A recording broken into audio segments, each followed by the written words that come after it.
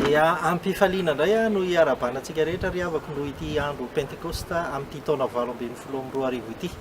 ny mpitandrina mivady a sy ny kristianina rehetra amin'ny FJKM Quebec dia miarabantsika rehetra no izany fahatserovana ny latsahan'ny fanamasina izay niorenan'ny fiangonana izany.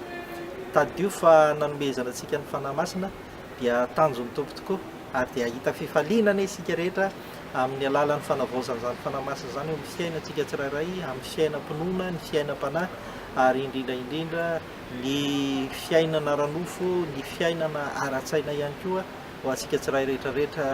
rehetrarehetra. Dia tadidio fa mazava tsara ny tenin'ny soratra masina manao hoe fa tsy nomena fanahy osy ianareo fa fanahy mahery, ka dia mba fanahy mahery ny tompo tokoa no anafaka antsika tsirairay avy amin'ngejany satana, amany olana amintsika rehetrarehetra, anasitrana antsika satria ny fanahy masina manasitrana ary indrindra manome fifaliana ho antsika ihany koa raha sendra ny alahelo isika amin'ity fotoana ity. Dia tsarova hoe fa fantatr'Andriamanitra sy hitan'Andriamanitra izany ary amin'ny fotoana ny filatsahan'ny fanamasina tahaka an'izao atserovantsika izany no anamafisana ihany koa ny fahavononantsika andeha hitory ny filazantsara. Koa mino isika